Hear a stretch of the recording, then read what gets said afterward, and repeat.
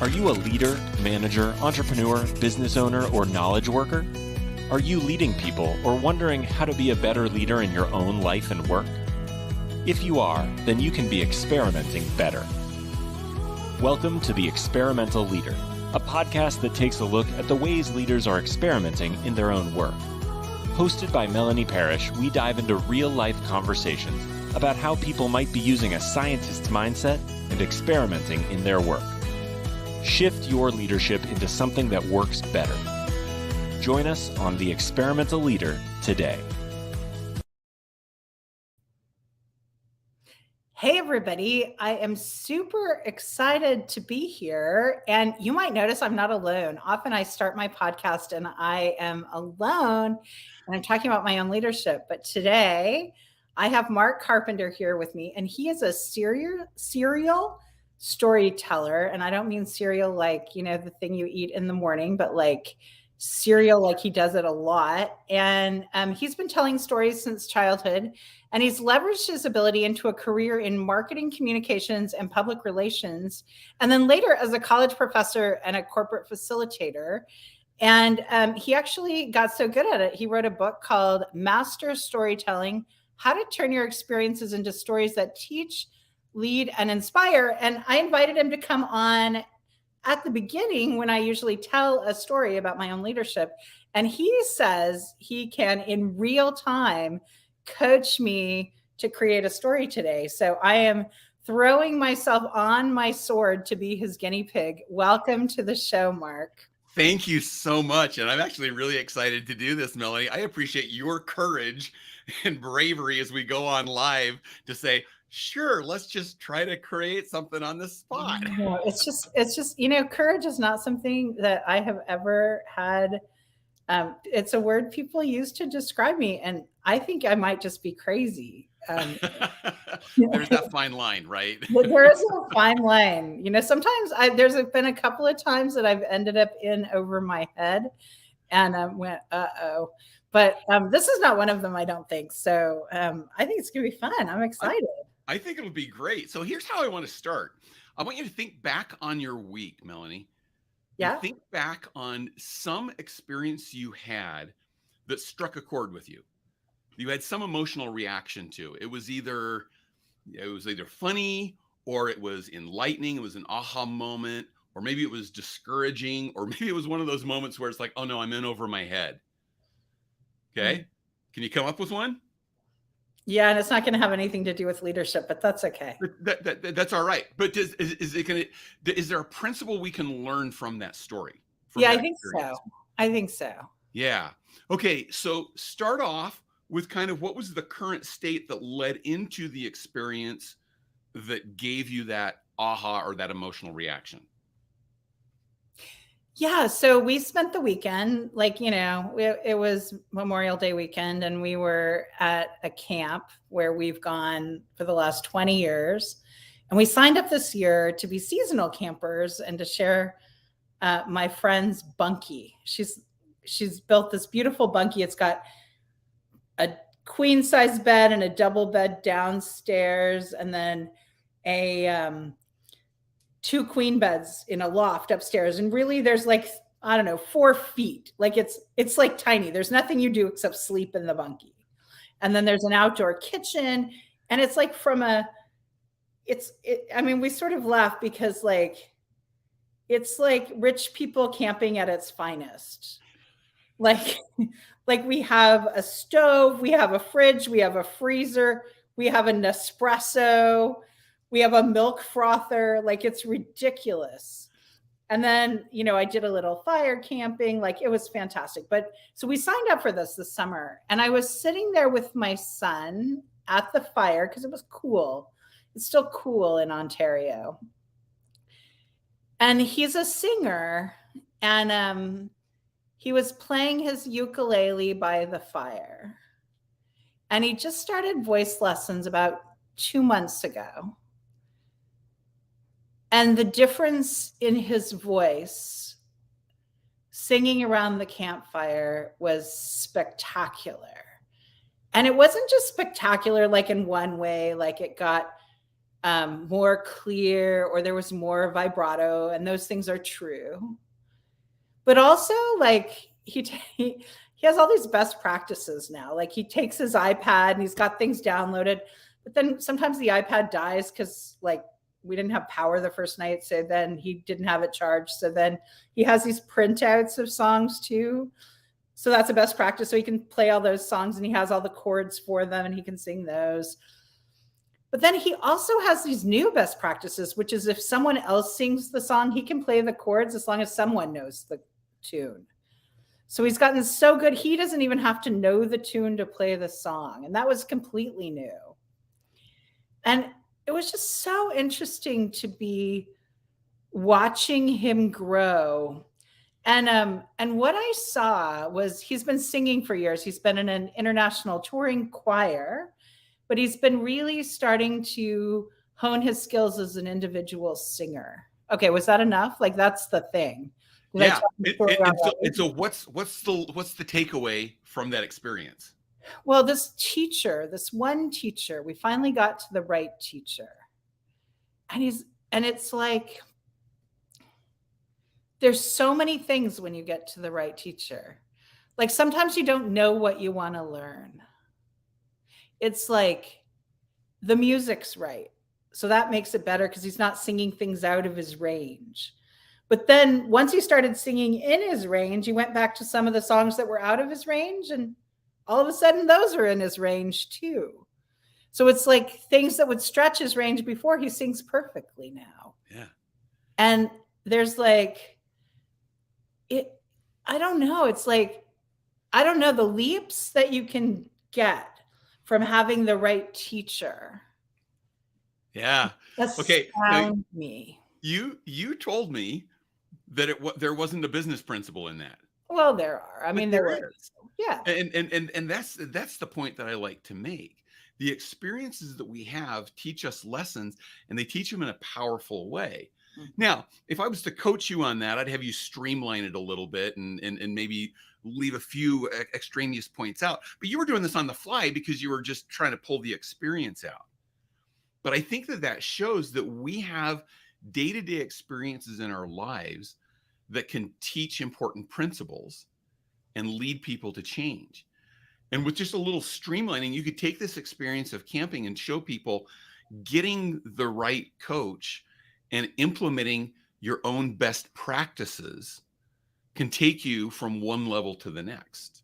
Yeah, I think that's what I took away from your example and from your story there. Well, and what I notice is I hardly ever draw those examples to coaching, which I think is sort of funny.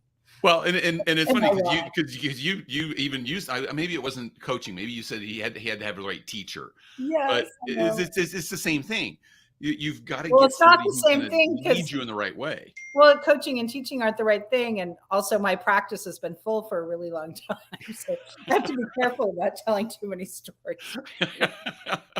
But that's a great point too. Is when you can sometimes decide this is the point that I'm trying to make, and then start looking back on your life's experiences and saying, what experience do I have that helps make that point? So you can work into stories that teach, lead, sell, and inspire in a couple of different directions.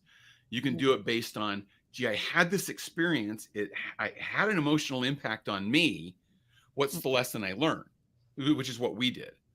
Or you can say, I need to teach this lesson. I need to get this point across. What's an experience that I had that can lead people to that point? Well, and I do think that there is something, when you say coach, I do think there is something so individual in having someone walk with him to help him pick the music, to have him decide what he wants to do, to listen to his singing and give him individual feedback. That is why he's able to leap so far ahead so fast. Yeah. And I do think, as his mother paying the bill, that it's totally worth the investment. Yeah. There's no doubt to me that it's worth the investment. And he may not even see that quite as much as you do from the outside looking in. Because I know a lot of times as you're building, as you're growing in new skills, you see the struggle in the growth, but other people see the results almost faster than you do. I think he's feeling pretty darn good about it. Good. I think He ought it's to. well, and he can feel it because that changed voice where you hit an off note every now and then, especially if you're in a high range as a young male voice, like those are just disappearing. And that is like there's a real measurable here, which is also like in the best practice range. Is there a measurable? There's some real measurables here, which Yep. is pretty cool. Yep. And so there's another great point in terms of business and leadership. Is what are the measures that show you're progressing, that show you're advancing? Yeah, that shows you're actually getting better. Yeah. So now I want to know all about you. Like, so you teach. You're professoring somewhere. Where are you professoring? I was an adjunct professor at Brigham Young University for 10 years. Cool. In communication, and then my schedule just got incompatible with trying to give my best to the students. That was actually the thing that struck me, is because I loved working with the students, but that moment when I said, okay, I'm going to miss 2 classes in a row because of my travel schedule, and I said that's not fair to the students. That was the point that I said, I have to hand this off to somebody else. Right. So I'm not currently doing that, but I do facilitation around master storytelling. We have a workshop that goes along with the book, and I do speaking engagements, and I do some other facilitations on some other content. And how have you been experimenting in your work, in your life, like in COVID and coming out of COVID? What are you experimenting in your world right now? Well, as you might imagine, Melanie, there's so many different stories I could tell that go along with that. And I love the title of your podcast as The Experimental Leader, because storytelling, there's a lot of experimentation that you have to do with that, where you have to try things out. I'm doing a webinar a little bit later today, and there's a story that I'm planning to tell. Well, I've told it out loud to myself a dozen different times, trying to get it just right and trying to smooth that out. A lot of times people think, oh, storytelling is one of those things that you either do naturally or you don't do. And it's not. It's a skill like anything else that you learn, and you learn a lot by experimenting and by practicing and by hearing what it sounds like and looking into the eyes of the people that you're telling the story to help you get better. Quickly, the origin story around the book. As you said in the introduction, I've been telling stories all my life. I got to a point where I had helped someone else write a book, and I said to my wife, gosh, I want to write my own book now, but I don't know what the topic is. And she looked at me as only someone that close to you can, and said, oh, I know what it is. And my response was, how can you know if I don't know? that doesn't make any sense to me. And she says, no, you need to write a book about how you take everyday experiences and turn them into stories that teach important principles and lessons. And my first reaction to that was, that's not a book. That's just what we do. That's just what people do. Yeah. And she said, no. I know you do it naturally, but you need to quantify how you do it so that other people can learn how to do it too. So I started floating that idea by people, and they were like, oh yeah, that'd be great. I'd love to see something like that. And that convinced me, that put me on that path. And I found that I did a lot of things naturally, but not as deliberately. And so in researching the book, I think there was a lot of things that came out that said, I can do this more intentionally to get good results instead of accidentally getting good results. That's really interesting. When I was thinking, as you were talking, I was thinking, I wonder what he thinks about the tangent. Because I know I can find myself on a tangent. I know that I often listen to people tell stories where they find themselves off on a tangent. What do you have to say about tangents? That's one of those things that comes when you experiment and practice. You find out which things are tangents. And the key thing is understanding what's the point that I'm trying to make with this story. because then you can look back on the experience and you can say, this is an important detail. This is an important detail. This is not. Yeah. That's a tangent. And then you can drop that out. But you can't really identify clearly your tangents. Yeah. If you don't know what's the point that I'm trying to make. I'll go back to your story that I threw you into the deep end on at the beginning of our I can tell you conversation. what the tangents are. Yeah. And if I was just thinking, you're probably looking back right now and saying, oh, that was a tangent. That was a tangent. That was because you weren't clear exactly on what direction you were going to go with it, on where your end result was. If you retold that story with an end result in mind, I guarantee you there would be things that you would edit out because you'd see them as tangential to the real point. Well, and since I've got you, free for consulting because you're on my podcast, I do this sort of ad hoc each week. And I do take people sort of on a little mental journey with me, and it's a relationship, but I'm not I don't have a lot of like all over the place. I don't think in my stories. It's fairly linear. How important is it for me to perform as opposed to talking? Yeah, I think that's a great point. And because you don't want to get so rehearsed on it that it feels like, oh, you're reading to me a script of this experience. And you've probably seen that happen. You've probably seen people tell a story. I hate it. Yeah. I hate the rehearsed questions on podcasts where they ask every guest the same thing, where I hate all of that. I like a real, even if it's bad, I like a bad, unrehearsed podcast as opposed to a rehearsed one. Well, I'll use the example that I used earlier where I'm preparing for this webinar this afternoon where I'm going to tell this specific story. I had this little thought. I had to write out notes to myself so I remember the key points. And then I went, no. I'm going to get too rehearsed if I do that. I need to just get clear on this is my point, and these are the key elements along the way to make that point. And by practicing it a little bit, I'll be able to do that. But I'll still sound natural because I'm just telling the story. I'm not reading a script or to use your word, giving a performance. I'm actually telling the story in my most authentic self. Well, and let's tie this to leadership. So, like, I'm not a performer. I'm here not to entertain. I mean, I hope I'm entertaining on occasion, but I'm also here to help people think about their own leadership, about the leadership they see, about the world and leadership in it. So I don't really want to, do a tap dance or a, shiny, I don't want to throw shiny coins around. I want it to be a dialogue. So in that, how would somebody use stories for their own leadership purposes? Yeah, and I think one of the best ways is to think about the real authentic stories where maybe you've even made a mistake. Yeah, I think a lot of times in leadership positions, we think, well, I have to put myself up here on the pedestal to show people I am the leader. I am the perfectionist. And so we try to find stories where we're the hero of all of our stories.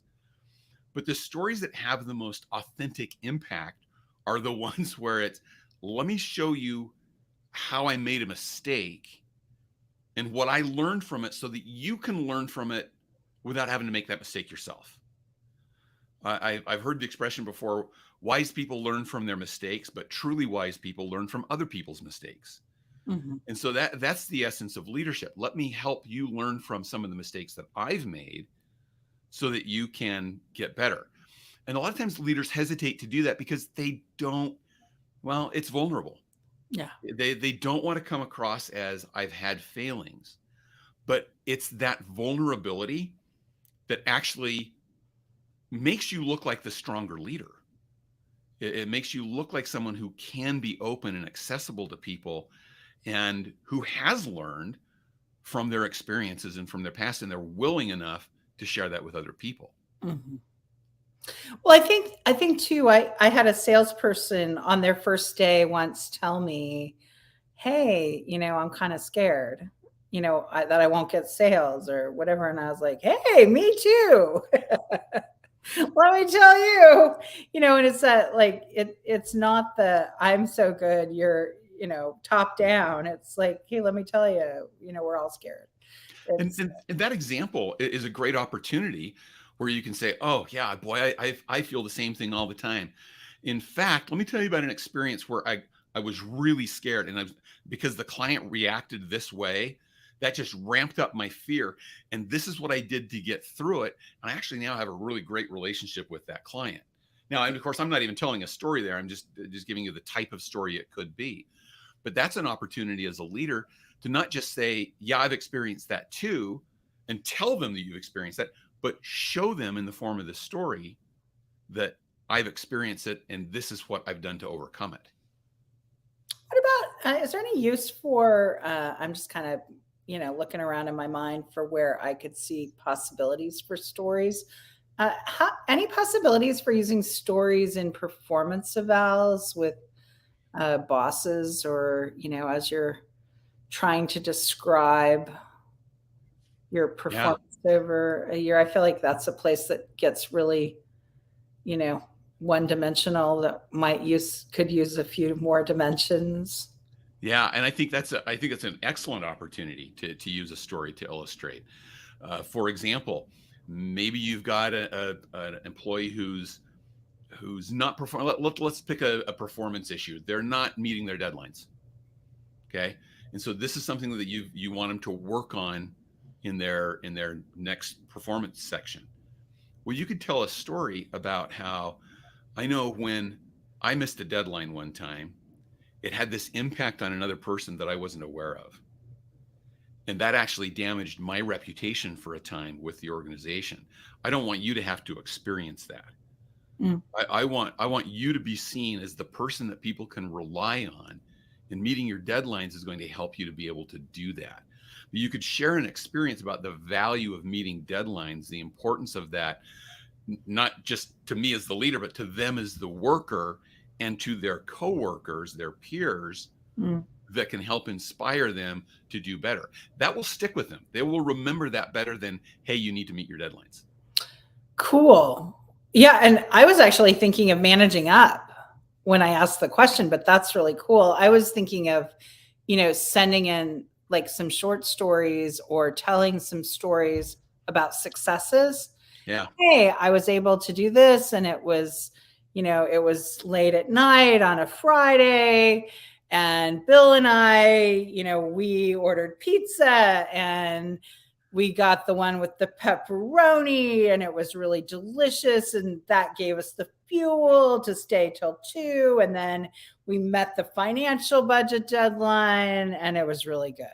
Yeah. Like whatever it is, just like those stories. I was just noticing there was an opportunity for that, because I'm always like, hey, make sure your boss, when you're doing your performance eval, make sure you tell them something. But I was just noticing the opportunity for story.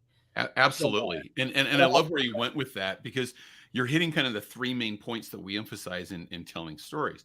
You give the current state, here's the conflict that came in, and then here's the change. And so using your example, yeah, we were working on this project. We knew the deadline was coming up. This emergency happened, or something went wrong. And so Bill and I ended up staying late. We were getting a little frustrated. We ordered pizza, and we were able to plow our way through it by doing that. And as a result of doing that, we came up with this result. Very often in those performance conversations, we say, well, we got this result. And it's like, well, yeah, okay, but you were supposed to. That was your job. That was on your job. Thanks, you did your job. Don't pat yourself on the back too hard for that. Yeah. But if you show the challenge that you overcame to do that, that has more impact. Those conversations to me are very similar to job interviews. Mm-hmm. And job interviews is a great place to use storytelling, so that when someone asks you that age-old question that everyone hates to get, what's your greatest weakness? Instead of trying to answer that with something to show that your weakness is actually a strength, tell them a story about a weakness that you've had and how you're overcoming it and what that's doing for you to move along that path. And then that's going to be more powerful and more memorable to the person that you're talking to. My son, the same one who plays ukulele and sings, we went on a college tour recently, and he's a swimmer too. So we were meeting with all these college coaches, And he's been doing a lot of coach calls and stuff. And the first one, the coach said, "So tell me about yourself." And he said, "Well, I'm a swimmer." He's an introvert and he's a little shy. And I was like, so there's another great example of Melanie. I know. You know that question is going to come. I know. So we were working on it. So yeah, what's the 1-minute story you can tell? No, we did 5 things. We were like, I was like, you can pick from the 5 things. Yep. I like to play chess because it's all there in front of you and you can problem solve. And I play chess with my grandfather who has dementia, but he can still beat me. Like, there's the story, right? And you see, that all of a sudden makes him more memorable. He's interesting, right? Number one, he plays chess with his grandfather. There you go. He's a nice kid. Yeah. Well, and it has huge impact too. I remember when my daughter was in college, she was trying to get a fairly exclusive internship. That was a paid internship, and she knew there was a lot of competition. And so she and I were practicing answering the questions. And I encouraged her. I said, okay, instead of just answering that question with information, tell the story. And so we started practicing the stories that she would tell around each of those. She went to the interview. On her way home from the interview, she got a call and said, "Everybody wants you." There was a bunch of different organizations that were a part of this. And she said, "Everybody wants you, and we won. So we got you." So A, she got the internship. B, 6 months into this internship, she was in a meeting, and one of the people that interviewed her was there, and they were, I don't remember what the topic was, but they were on some topic of discussion. This lady turns to my daughter and says, "Tell that story you told in your interview about how you worked through this kind of problem." And my daughter's like, "Wait, you even remember that?" But that's the thing. Stories help people remember important information and important points. Totally. Well, we had these 5 things. One was he makes the best grilled cheese, and I made him practice the steps because I was like, the next question, 100% of the time when you tell them you make the best grilled cheese you've ever tasted is, how do you make that grilled cheese? And so I made him walk through the steps that he gets the bread from our local farm CSA, and it's sourdough bread with seeds. Like, I made him practice it, right? But it's like all those things are, they're all so powerful and memorable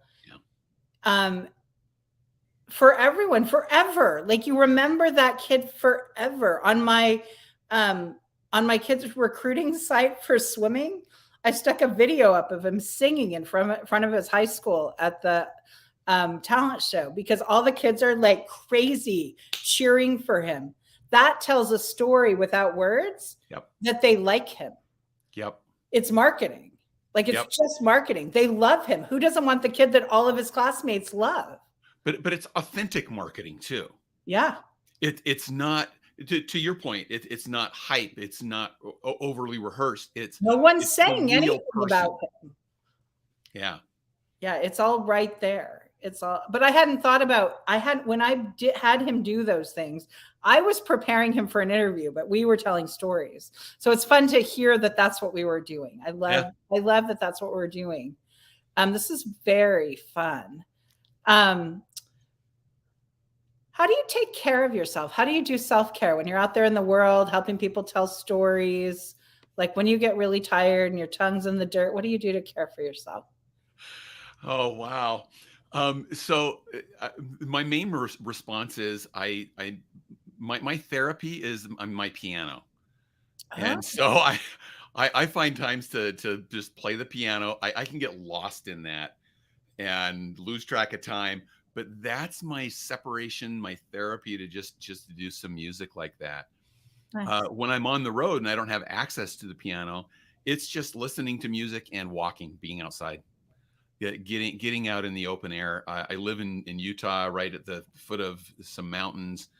And so I love being outside and outdoors to just enjoy that, get some vitamin D from the sunshine. And those are the things that I do to help take care of myself. Cool. And where can people find you, Mark? You can find me on Facebook and LinkedIn, and look for Master Storytelling on Facebook and LinkedIn. You'll find us there. Our website is master-storytelling.com. Not the word hyphen, but the little dash hyphen that you put between those two words, which is critically important. And I love to give something back to the people who are listening in. We have a couple of free things on the website, but I'd also like to offer to your podcast listeners a free copy of the ebook of Master Storytelling, How to Turn Your Experiences into Stories That Teach, Lead, and Inspire. So if you just go to our website, master-storytelling.com, and then //podcast gift, that'll get you there. Now that's a hidden page because it's only open to the people that listen to your podcast. So master-storytelling.com /podcast gift. Great. Thank you so much. It has been such a pleasure to have you on the show. Thank you for being here. It's been my pleasure being with you, Melanie. Thank you for all the good that you're doing. Oh, thanks. It's been fun. Well, it was great having Mark on the show. And it's been really interesting talking to him. I really love this idea of story to illuminate the good and to also come out and talk about the things that didn't go so well. It's really important to have a way to share our vulnerability through story. I really want to challenge you to come up with a story that you can share your vulnerability. We don't always have to do that in the moment. I think leadership, we know that as leaders, we're supposed to be vulnerable, but we don't always have to do it right in the moment. So I really challenge you, if you're leading, I want you to come up with a story that's a safe vulnerability. It doesn't have to be a vulnerability that's like your most tender spot, but think of, a story or two that are ways that you overcame adversity that could be shared with your team to help them know that you overcame adversity in some way so that you can pull it out when you need it. I also want to give you one of our cheat sheets that helps you understand leaders and what they struggle with. It's our reactive cheat sheet, and you can get it free at reactivecheatsheet.experimentalleader.com. And it really goes into a lot of the leadership styles that I talk about in my book. It can be really helpful in both identifying your own reactive cheat sheet, reactive leadership styles or toxic leadership styles, and those of leaders around you. It gives you some helpful hacks for those toxic leadership styles. And I just want to encourage you to go out and have a fantastic week. Go experiment. Thank you for joining us on another episode of The Experimental Leader. We hope you have found value in today's episode because we're dedicated to helping you become the experimental leader you want to be. To access the show notes or learn more about working with Melanie, visit melanieparish.com. Go experiment.